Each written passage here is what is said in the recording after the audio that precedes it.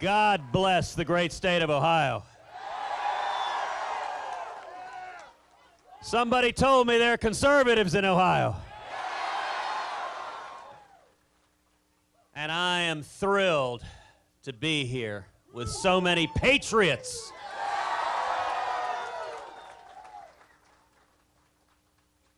I am thrilled to be here with so many leaders who are fighting for freedom, who are fighting for the Constitution, who are fighting for the values that have built our great nation. You know, you can tell a lot about a word by studying its history, its origins. If you look at the word politics, it has two roots. Poly, meaning many, and ticks, meaning blood-sucking parasites.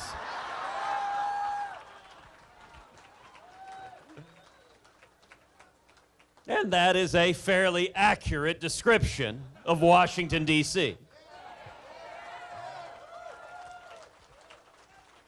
But you know, we're here tonight for something a lot more important than politics.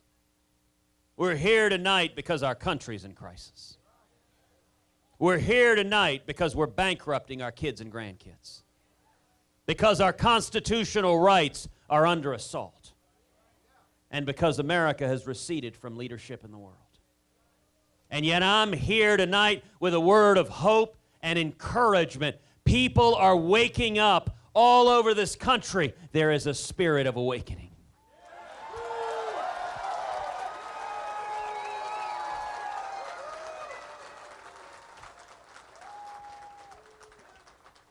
This next election is going to focus on three key issues: jobs, freedom, and security.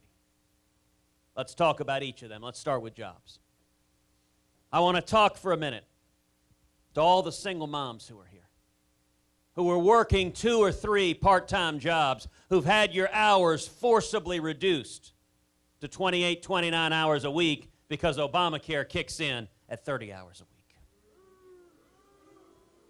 I want to talk to all the truck drivers and mechanics and electricians, all the steel workers and union members, all the men and women with calluses on your hands who've seen your wages stagnate year after year after year. Cost of living keeps going up, but somehow your paychecks don't seem to keep pace.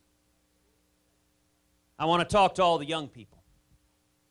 Coming out of school, you got student loans up to your eyeballs. You're scared. Can I find a job? What does the future hold? Will I be able to provide for my family?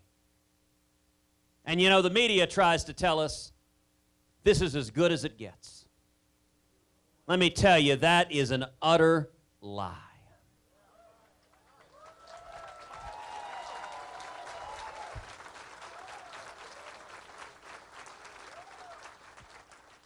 You know, it's easy to talk about making America great again. You can even print that on a baseball cap. But the real question is, do you understand the principles and values that made America great in the first place?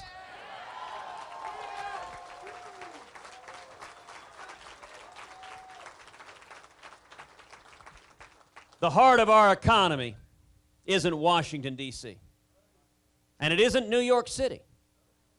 The heart of our economy is small businesses all across the United States of America.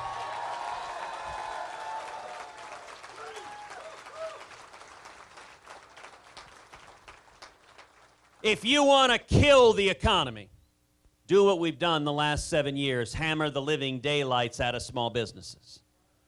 On the other hand, if you want to see the economy take off, then pull the boot of the federal government off the back of the necks of small businesses.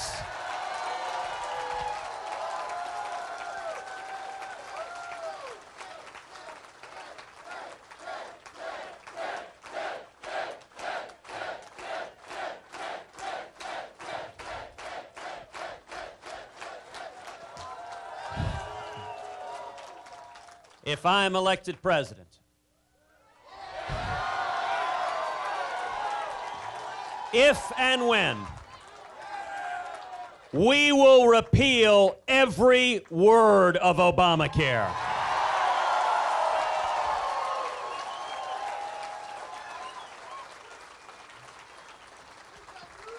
We'll pass common sense health care reform that makes health insurance personal and portable and affordable and keeps government from getting in between us and our doctors.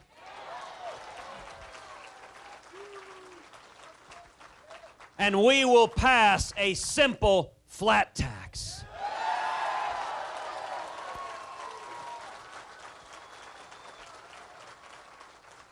Where every American can fill out our taxes on a postcard. And when we do that, we should abolish the IRS.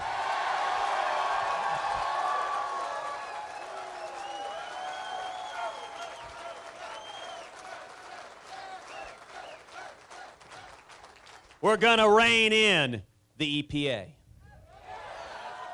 and the CFPB and the alphabet soup of federal agencies that have descended like locusts on small businesses, killing jobs all across this country.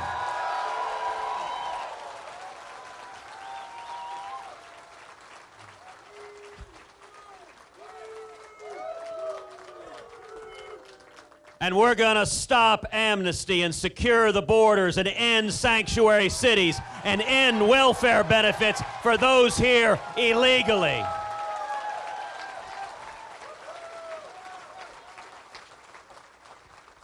And the effect of all of that, we're going to see millions upon millions of new high-paying jobs. We're going to see wages rising for everybody. We're going to see young people coming out of school with 2, 3, 4, 5 job offers. We'll see morning in America again.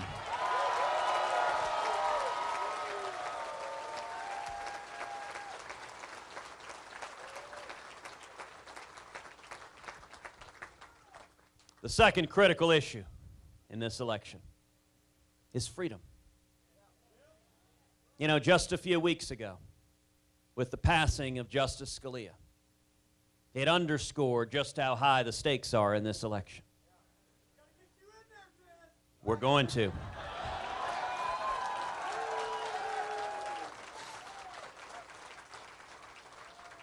It is not one but two branches of government that hangs in the balance. We are one left-wing justice away from a radical 5-justice liberal majority, the likes of which this country has never seen. We are one liberal justice away from the Supreme Court acting to strip away the religious liberty of every American. We are one liberal justice away from the Supreme Court effectively erasing the Second Amendment from the Bill of Rights. And we are one liberal justice away from the Supreme Court making us subject to the authority of the World Court and the United Nations and international law and giving up U.S. sovereignty. Now, you know, a couple of debates ago, Hugh Hewitt asked us all some questions about religious liberty in the Supreme Court. And Donald Trump turned to me and Donald said, "Ted, I've known a lot more politicians than you have." Well, in that, he's right. He's been supporting left-wing, liberal, Democratic politicians for 40 years. I have no experience doing that.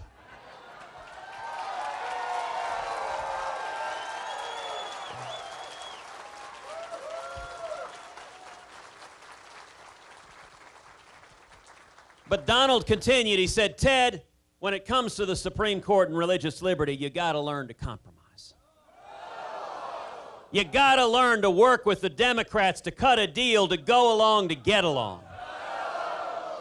Now let me be very, very clear to the men and women of Ohio. When it comes to your religious liberty, I will not compromise away your religious liberty.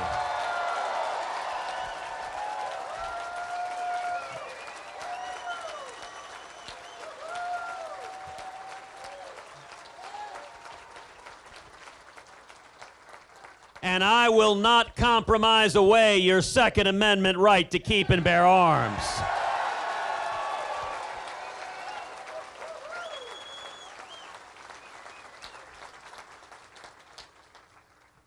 Donald Trump tells us that he will work out a deal and compromise with Harry Reid and Chuck Schumer to agree upon Antonin Scalia's replacement. Well, I give you my solemn word that every justice I put on the court will be a principled constitutionalist, faithful to the law, who will ferociously protect the Bill of Rights.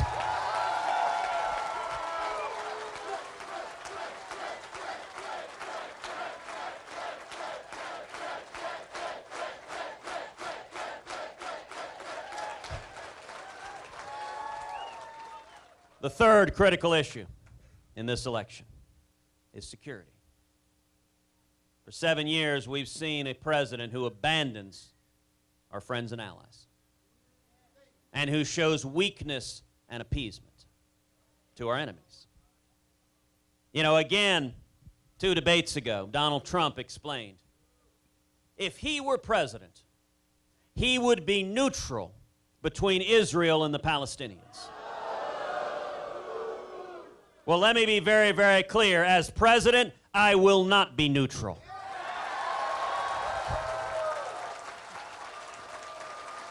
America will stand unapologetically with the nation of Israel.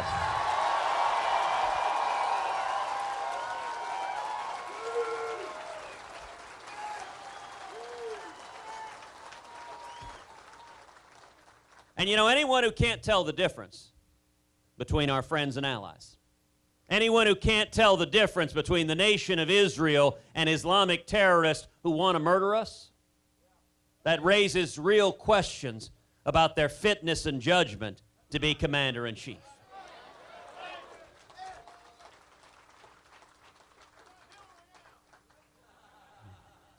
Who? You know, for 7 years, we've seen this administration weakening the military, undermining our readiness. We've seen morale plummeting among the troops. And you know what? As a nation, we've seen this before. We've seen another left-wing Democratic president, Jimmy Carter, undermine and weaken the military. And in January 1981, Ronald Reagan came into office.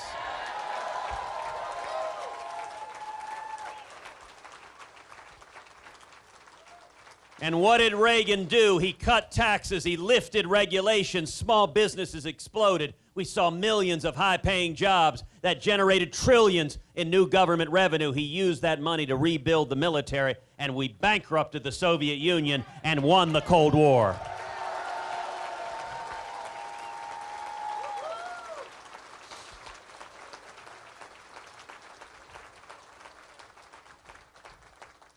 I intend to do the exact same thing with radical Islamic terrorism.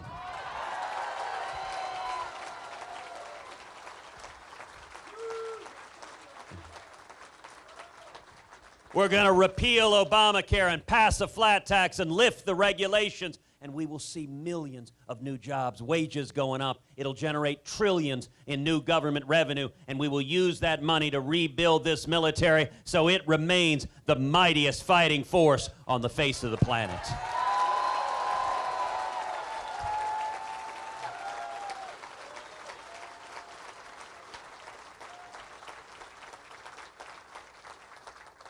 Now, no longer will our military be governed by political correctness. We will have a commander-in-chief who stands up and says to the world, we will defeat radical Islamic terrorism.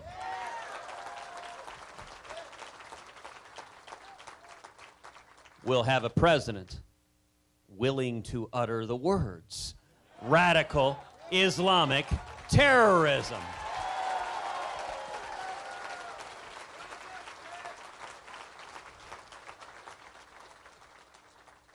And you know, one of the most shameful aspects of the last 7 years has been a president sending our fighting men and women into combat with rules of engagement so strict that their arms are tied behind their back, that they cannot fight, they cannot win, they cannot defend themselves. That is wrong. It is immoral. And in January 2017, it will end.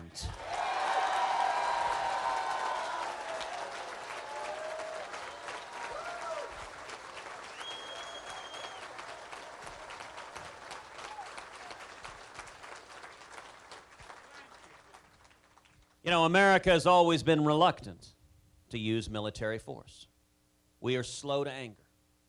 But if and when military force is needed, we should use overwhelming force, kill the enemy, and then get the heck out.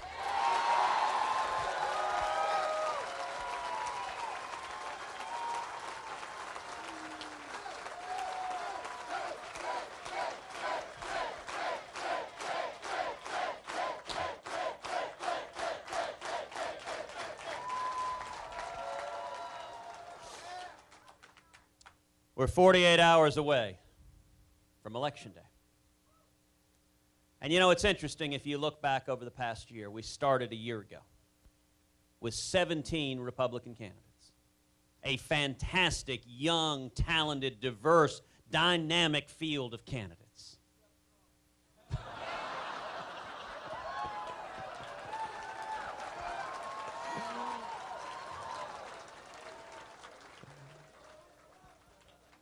And in the course of the year, I'm just leaving that one alone. In the course of the year, the field is narrowed, the field is narrowed, and the field is narrowed.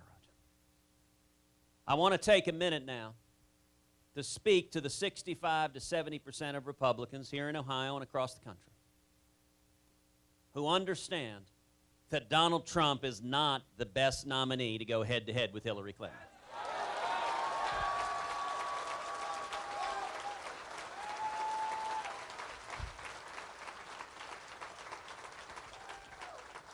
If Donald is our nominee, Hillary Clinton wins. Why do you think the media so desperately wants Donald to be the nominee? They give him hundreds of millions of dollars of free advertising. It's a 24-hour infomercial.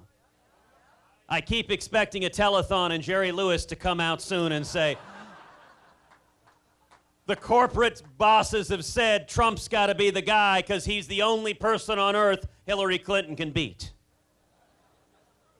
Now, if you're one of those 65 to 70% of Republicans who recognizes that Trump is a disaster, that Hillary wins,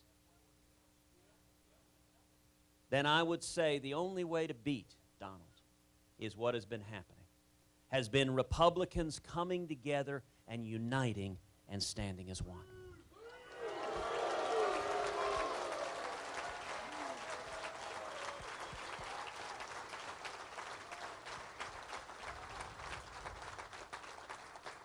And I want to take a minute to speak to folks either here or at home watching on TV who may have been supporting somebody else in this campaign.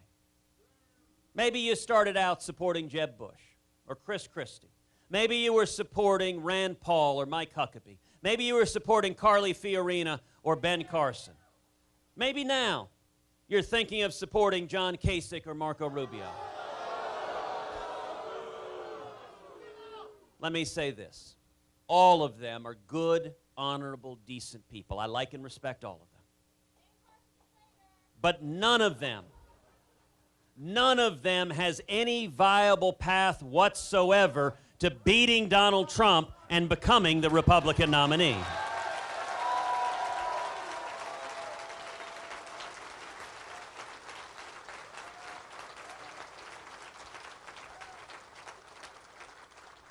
You know, yesterday we had an election day.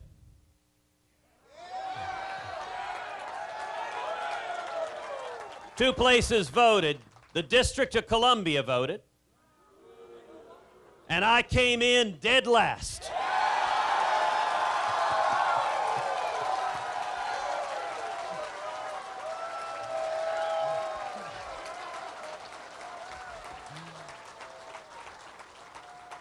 The Washington lobbyists looked at this field and said, goodness gracious, give us anybody but Cruz.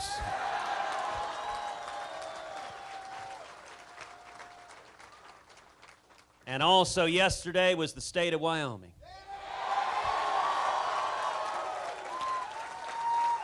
We won Wyoming with 66% of the vote.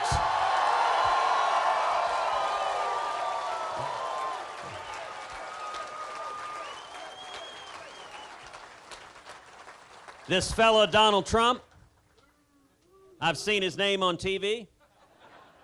He got 7.2%.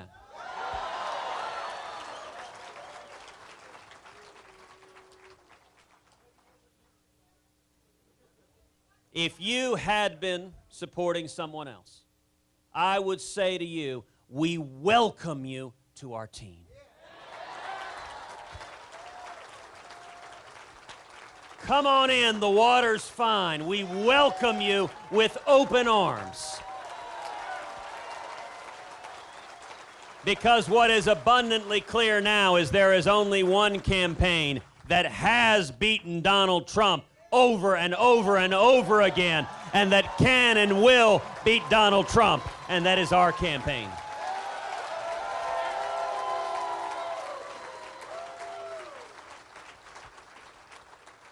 At this point, thanks to millions of Republicans coming together and standing united, we have beaten Donald Trump not once, not twice, not 3 times, but now 9 different times all over the country.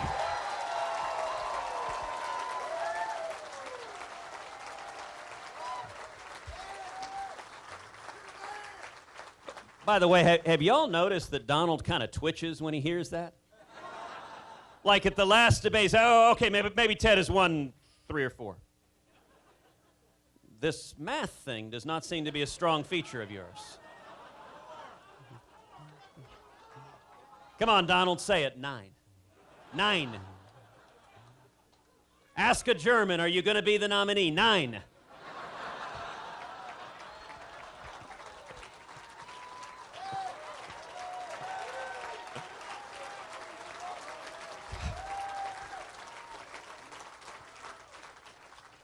And you know, today, there was some new polling here in the state of Ohio. You know, the media has been trying to say, Cruz, you need to not come to Ohio. We've decided in the media that we're either giving it to Donald Trump or John Kasich, and we in the media don't really care which one's which. Well, it's very interesting. NBC's polling today has us within 6 points of first place in the state of Ohio.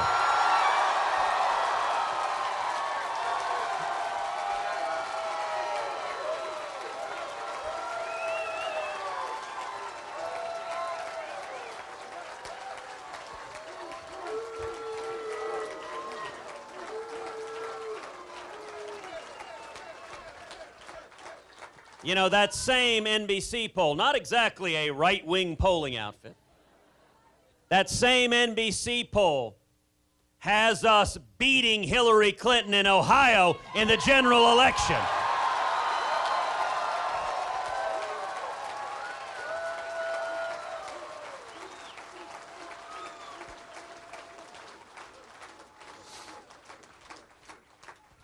This election is all about turnout. It's all about who shows up at the polls on Tuesday. So I want to ask every person here to come out on Tuesday and vote for me 10 times. Now look, we're not Democrats. I'm not suggesting voter fraud. But if every person here gets 9 other people to come out and vote on Tuesday, you will have voted 10 times.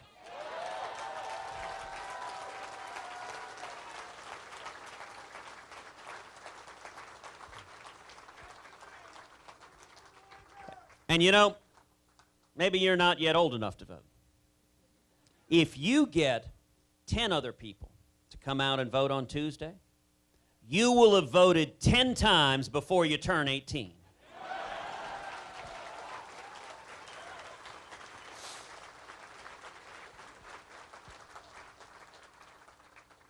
That's how we win. Look around at this gathering here. If everyone here gets 9 other people to vote on Tuesday, the men and women gathered here tonight represent over 15,000 votes in the state of Ohio. That is enough to control the outcome in the state of Ohio.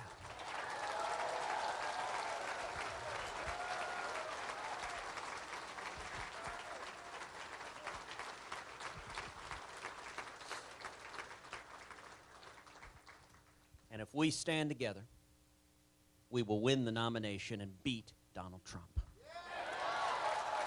And we will win the general election and beat Hillary Clinton. And we will turn this country around.